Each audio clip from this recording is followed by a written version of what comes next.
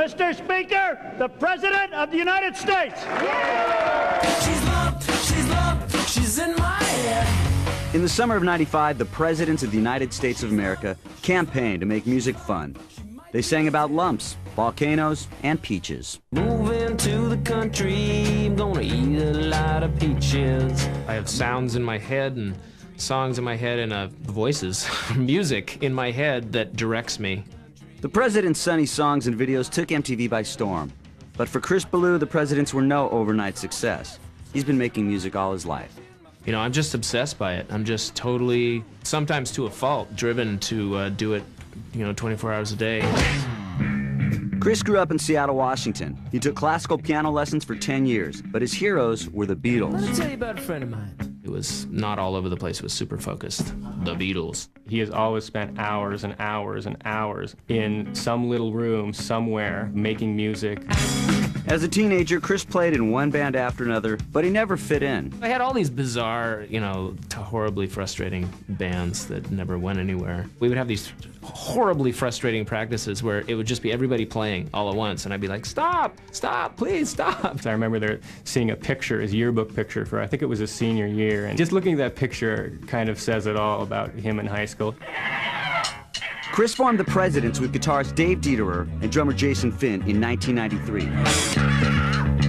But Chris never thought they would make it.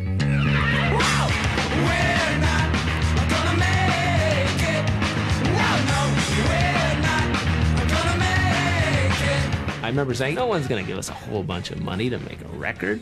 Are you nuts? Have you heard our songs? They're dopey. Meow, meow, meow, meow, meow, meow. But the Presidents' first album sold 2 million records, and their videos commanded heavy rotation on MTV. Ready or not, Chris was a star. The whole experience, I was a little, is this real? As Chris's career heated up, so did his love life.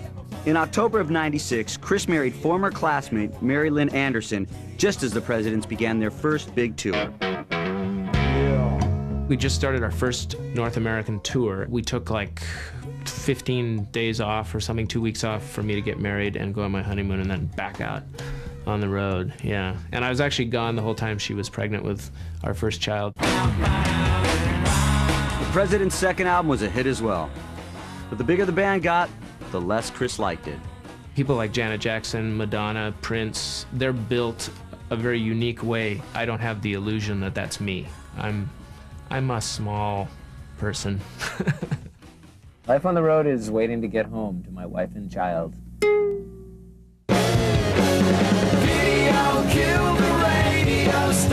Thanks to MTV, Chris was a video sensation. But after 3 albums and 2 years of touring with the Presidents, Chris was homesick. I didn't like the road, man. No, I didn't like it. It's boring and lonely. Except for the hour you're on stage, and then you're like, connected, yay, but then done. So in December of 1997, Chris quit the Presidents. These days, Chris is firmly settled in Seattle, and the proud dad of his 3-year-old son, Augie. Find me a buggy, coming out from under a rock in the grass. We like to pull the grass apart and look for bugs. We play basketball. He's actually, a couple days ago, learned how to dribble, so he's getting up there in the basketball world. It's a stereotype about artists that they're childlike, but Chris is genuinely childlike, and it ain't an act. And I like to throw him up as high as I can and try to catch him, hopefully. But music is still Chris's first love. He works in his home studio each day. I love the sensation of descending the stairs and I'm about to go in for a whole day of experimenting or mixing or just messing around. It's really fun. I just go down there and goof off and improvise, and mostly what I love are cheap, crappy acoustic guitars. 2, 3, 4.